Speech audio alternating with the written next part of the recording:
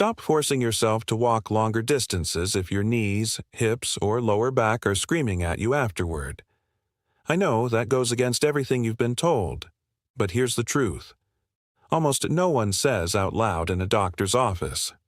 Walking is not the only path to strength, mobility, and independence as you age, and for some seniors, pushing through pain to hit a step count is actually doing more harm than good.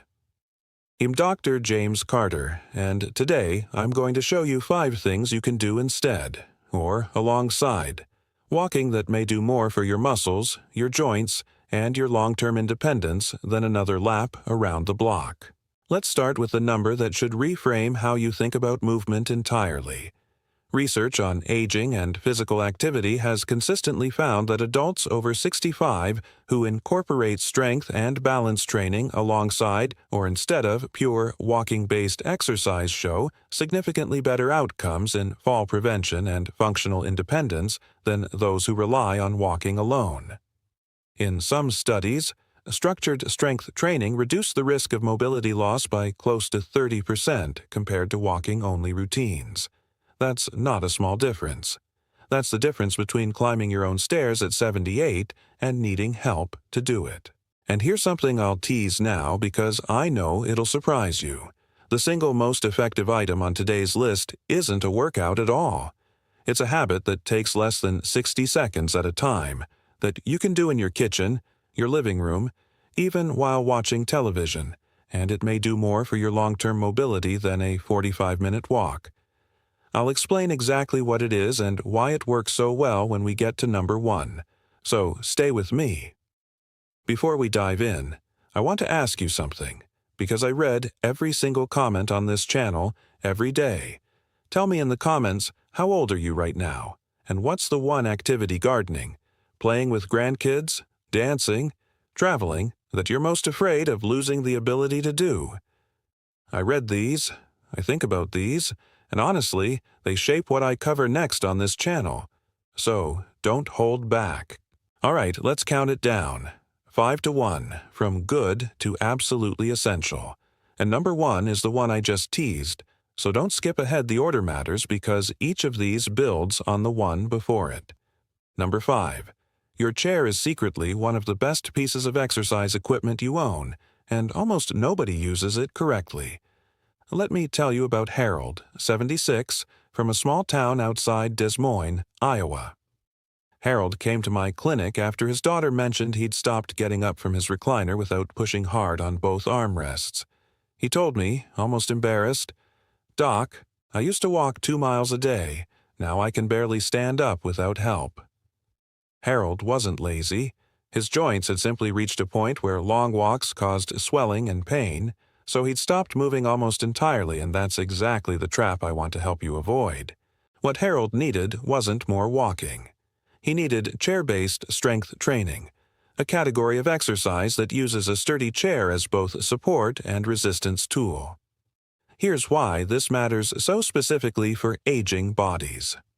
After age 60, and more sharply after 70, our bodies develop something called anabolic resistance.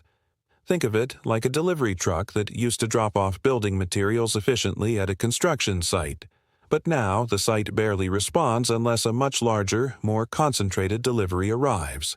In practical terms, your muscles need more direct, targeted stimulus to rebuild than they did when you were younger, and gentle walking, while wonderful for the heart and mood, often isn't concentrated enough to meaningfully challenge major leg and core muscles once anabolic resistance sets in.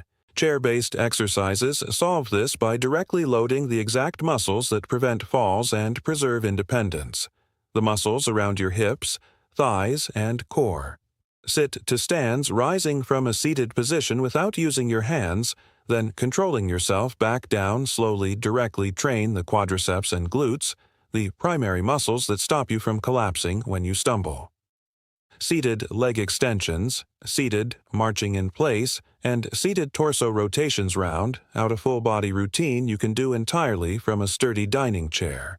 For preparation and timing, I recommend doing 10 to 15 minutes of chair exercises in the morning, when joints tend to be a bit stiff from sleep, but before fatigue sets in later in the day.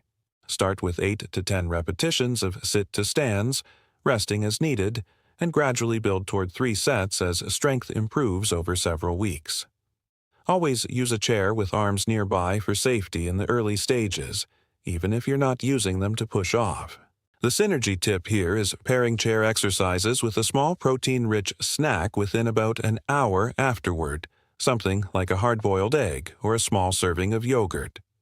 Because muscle rebuilding requires both mechanical stimulus and available protein arriving close together in time, this pairing helps ensure the work you just did actually translates into rebuilt muscle rather than being wasted. Number 4. Water might be the most underused tool for rebuilding strength without the pain that stops most seniors from moving at all. I think of Eleanor, 69, from a lakeside community in Michigan, who had given up on almost all exercise because of arthritis in both knees. Even short walks left her in pain for the rest of the day.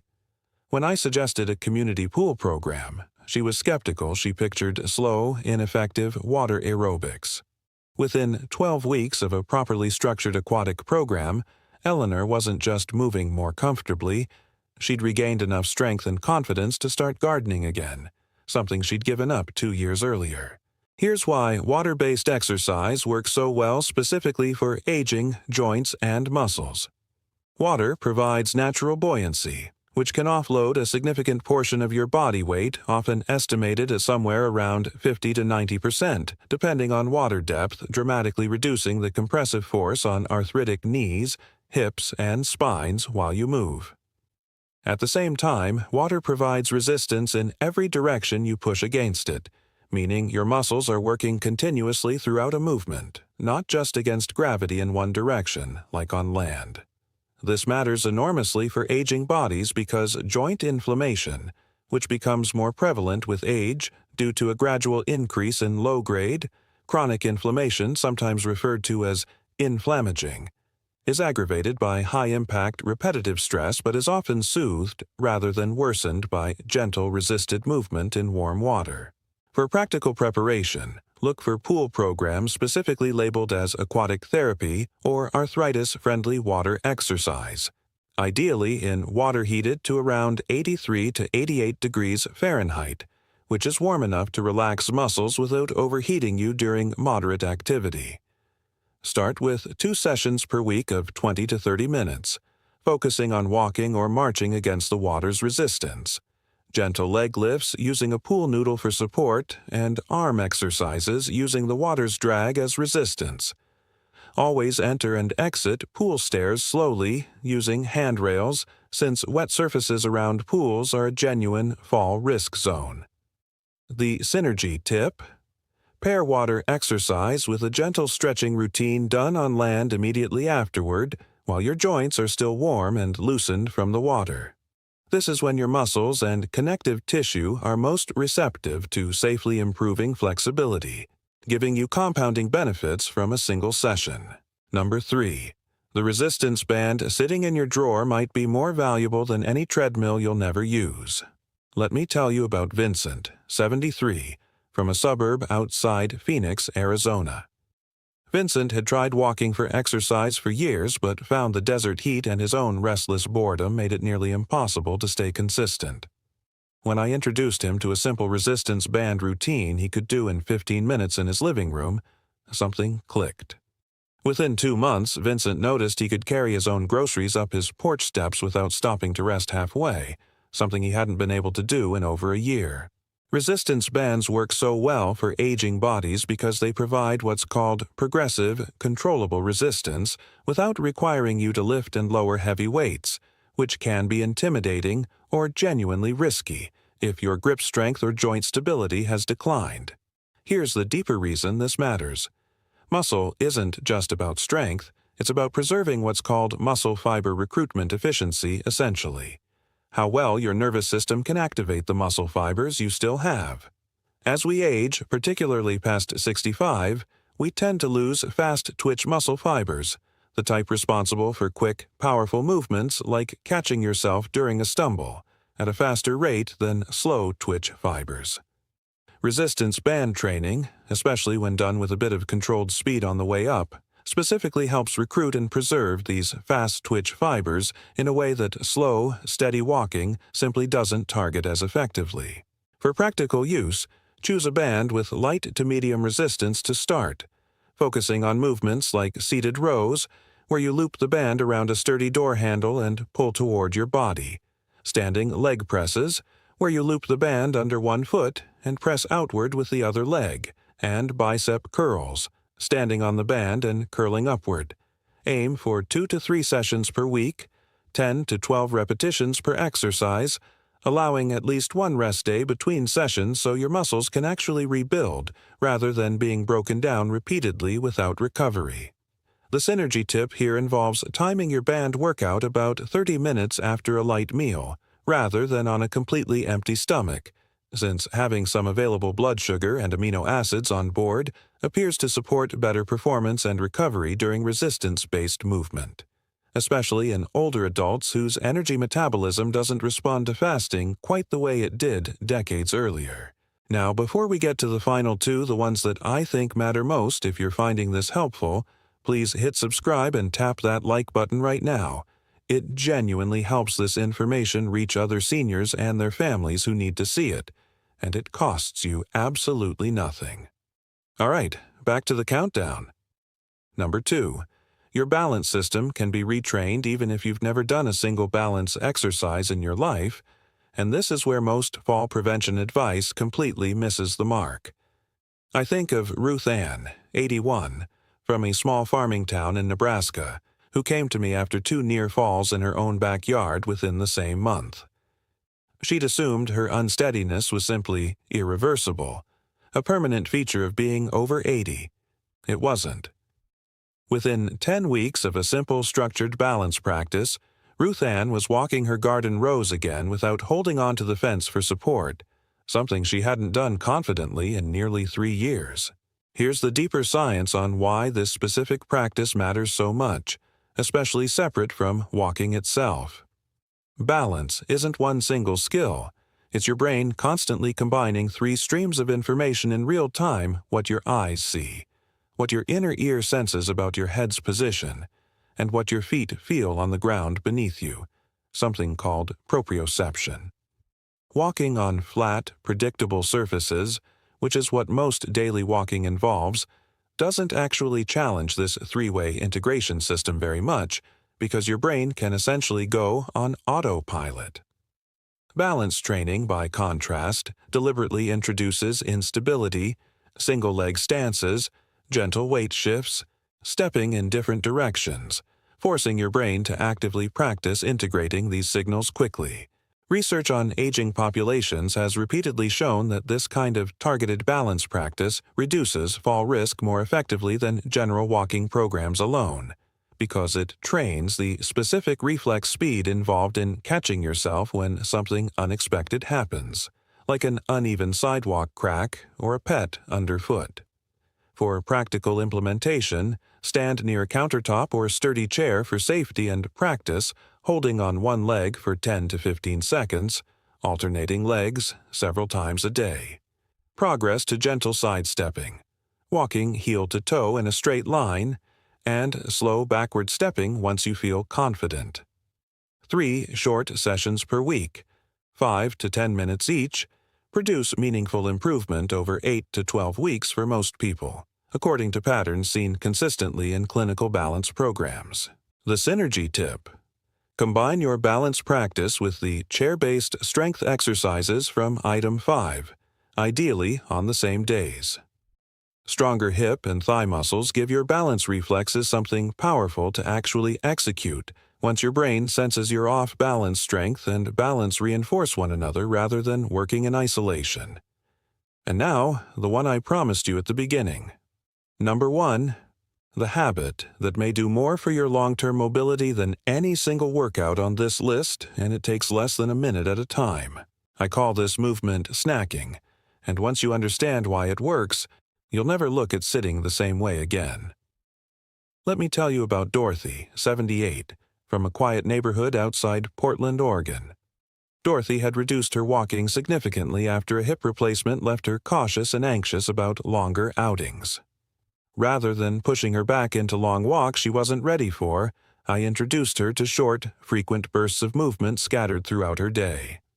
Within 6 weeks, Dorothy reported feeling noticeably less stiff, and, remarkably, her blood pressure and energy levels, tracked with her physician's guidance, both improved measurably, something her longer but infrequent walking routine hadn't achieved nearly as well. Here's the science behind why this works so specifically for older bodies. Sitting for long, uninterrupted stretches, something researchers call prolonged sedentary behavior, appears to negatively affect your body at the cellular level, particularly your mitochondria, which are the tiny energy-producing structures inside every cell. Think of mitochondria like the power generators inside a factory. When you sit still for 90 minutes or more without moving, blood flow to your muscles slows considerably, and these cellular power generators become less efficient, contributing to the fatigue and stiffness so many seniors describe as simply getting old. The remarkable finding from movement research is that brief bursts of activity, standing up and marching in place for 60 seconds, or doing 10 slow squats, interrupt this decline far more effectively than a single long walk later in the day, because they repeatedly restart blood flow and muscle activation throughout the entire day rather than in one concentrated block. This matters enormously after age 70, when many seniors' bodies show reduced ability to rapidly mobilize blood sugar and blood flow to muscles after long periods of stillness, a decline sometimes described in research as reduced metabolic flexibility. Frequent, brief movement throughout the day essentially keeps the system primed and responsive, rather than allowing it to go dormant for hours at a time. For practical implementation, aim to stand up and move for 60 to 90 seconds every 30 to 45 minutes throughout your day, whether that's marching in place during television commercials, doing a few gentle squats while the kettle boils, or simply standing and stretching your arms overhead while on the phone. Setting a simple timer or alarm on your phone or watch can help build this into an automatic habit within just a couple of weeks. This is not meant to replace intentional exercise like the chair routines or balance practice we covered earlier. It's meant to fill the enormous gaps of stillness in between them, which research suggests may be just as consequential for long-term health as the structured exercise itself. The synergy tip for movement snacking is pairing it with hydration. Keep a glass of water nearby and take a few sips each time you stand up to move. Mild dehydration, more common in older adults due to a naturally reduced sense of thirst with age, can worsen fatigue and stiffness, so combining frequent movement with frequent small sips of water compounds the benefit of both habits simultaneously. All of the research I've referenced throughout this video, along with more detailed breakdowns of each exercise and program type, are linked in the description below, so you can explore the specifics yourself and discuss anything relevant with your own doctor before starting something new. Before I let you go, I want you to really sit with something. Independence isn't about how many miles you can log in a day. It's about standing up from your favorite chair without a second thought. It's about getting into and out of the bathtub without fear.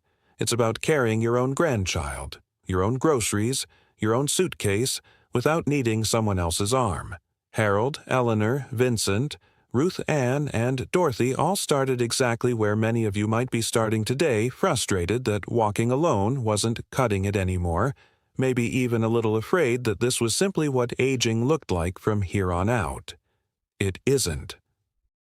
Every one of them found a new path back to strength and confidence, not through walking longer distances, but through smarter, more targeted movement suited to where their bodies actually were.